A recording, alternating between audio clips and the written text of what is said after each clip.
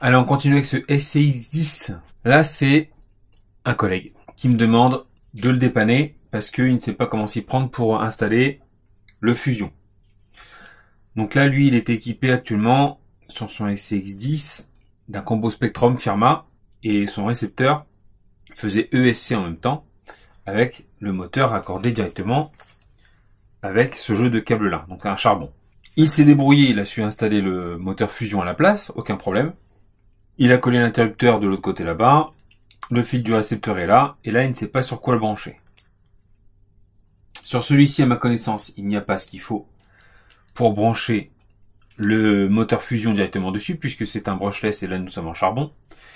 Donc là nous allons enlever ça.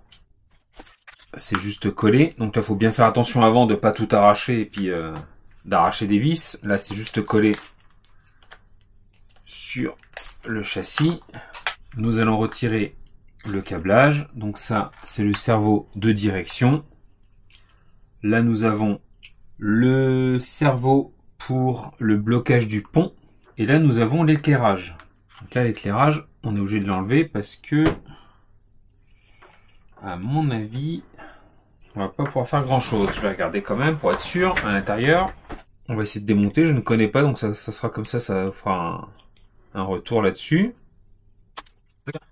On ouvre la boîte et là ouais c'est branché en direct dessus. Donc celui-là et celui-là. Ok. Donc là ça jouait le rôle de contacteur pour l'éclairage. Donc ça on va l'enlever. Ça on va l'enlever parce qu'il a un éclairage sur sa carreau. Donc on branchera l'éclairage, on le branchera en direct sur le récepteur. S'il n'a pas ce qu'il faut, je vais lui donner en plus un petit câblage. Ça s'en va. Donc là vous enlevez ça, vous enlevez le moteur, le combo charbon d'origine. Et vous n'avez plus que le moteur Fusion qui fait 2 en 1. Variateur et moteur. On se retrouve là. Donc là au départ j'ai essayé de mettre cette radio. Donc c'est une SLT3 donc Spectrum sur le crawler. Sauf que sur ce récepteur nous avons 4 voies. La voie de direction, de gaz, un aux 1 et batterie. En mettant ça, je pouvais commander donc évidemment le volant avec la voie 1, l'accélérateur frein avec la voie 2 et sur la voie 3, donc le servot pour bloquer le pont arrière, donc pour avoir les 4 roues motrices avec celui-ci. Sauf que sur cet interrupteur, ça faisait un aller-retour. Le servot, en gros, il faisait, quand j'appuyais dessus, il faisait un mouvement et quand je relâchais, il revenait à sa position initiale. Du coup, il fallait rester appuyé dessus, ce qui n'est pas ce qu'on souhaite sur ce genre de machine. Pas de réglage supplémentaire possible. Du coup, cette radio-là, elle n'est pas adaptée à cette utilisation-là. Là, je suis passé sur une Dumbo RC. Donc là, c'est une radio qui était au départ prévue pour le Cross RC NT6 que j'ai chez moi. Là, c'est une radio 6 voies, donc avec un récepteur X6 FG, donc le même que sur la DDF 350 de chez Dumbo RC.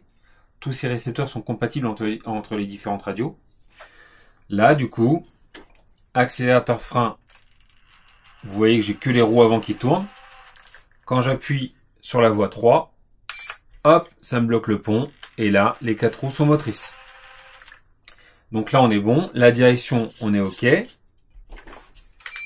Il pourra rajouter éventuellement un interrupteur pour les lumières. Donc là, je sais que lui, il a de l'éclairage sur son véhicule. Donc il raccorde son éclairage directement sur le récepteur. Là, on va débloquer le pont. Les réglages de trim de direction. Trim de gaz. Donc là, on va mettre l'accélérateur à fond à 100%. Trim de gaz. Donc là, vous voyez, hop, il recule si je le mets en position. Là, l'idée maintenant, c'est de voir si ma marche arrière a autant de puissance que ma marche avant ou pas.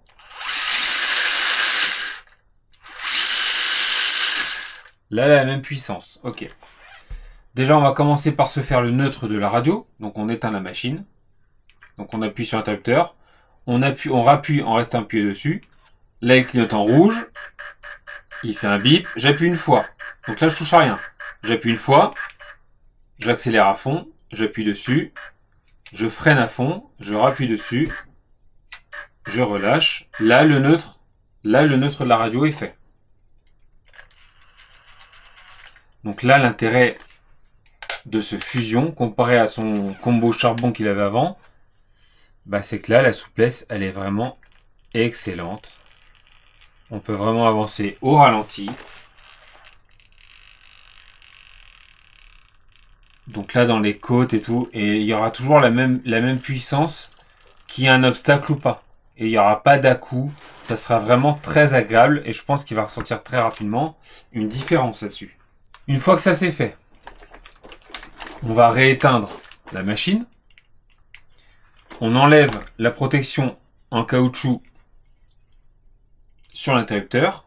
On vient y brancher la carte de programmation. Si vous vous trompez de sens sur la carte de programmation, peu importe. C'est juste que la carte ne va pas s'allumer. Pour gagner un peu de temps, vous avez des pictogrammes sur l'interrupteur. Le moins est côté extérieur là. Et là, ici, on a le moins qui est sur le noir. Donc, je vais mettre le noir à l'extérieur.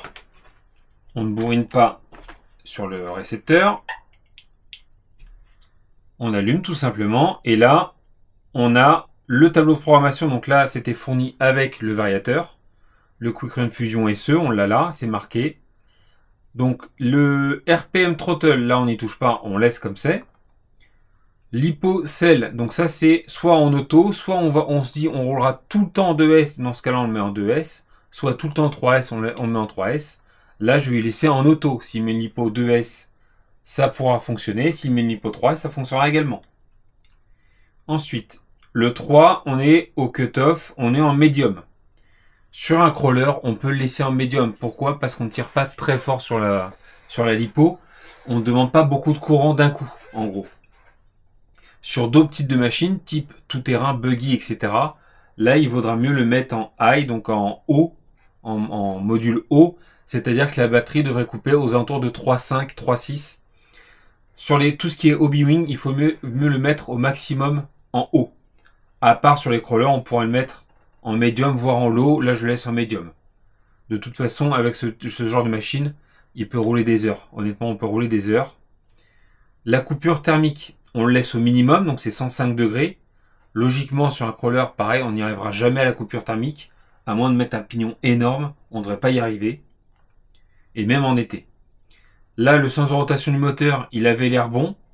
On avait autant de puissance en marche avant qu'en marche arrière. Donc on va regarder juste après, voir quelle force il a au niveau du max reverse. On va aller voir après. Le bec, là on est à 6 volts. J'ai regardé avant, son cerveau accepte 7 volts 4. Et l'éclairage les accepte aussi. Donc là, on va passer en 7 volts 4. Donc je change la value, donc la valeur. On passe en 2, donc 7 volts 4. On valide en appuyant sur OK. Là, c'est validé. Le drag brake, là, est à 6. Donc, c'est-à-dire qu'il est au level 5. Ça, on va le changer. Son drag brake, on va le mettre pour commencer au level 3, donc à 4. Ça, je lui ai dit, de toute façon, il va regarder la vidéo et il verra bien pour changer, modifier suivant son ressenti avec la machine. Ça, c'est à chacun de juger. Moi, je le mets souvent moins élevé, mais c'est des machines moins lourdes. Celle-ci, elle est quand même assez lourde. Elle doit peser dans les 3,5 kg, 4 kg facile, celle-là. Elle est assez lourde, il y a pas mal de poids. Donc le 8, nous sommes sur le drag brake rate, donc ça c'est la traînée du drag brake. Donc c'est-à-dire que soit votre machine va avoir très peu de traînée, donc va freiner et s'arrêter direct, soit elle va avoir une traînée sur le drag brake assez éloignée. Donc là, elle est en valeur 5. Moi, pareil, je vais changer, je vais lui mettre à 3. Donc c'est-à-dire ici. Je valide.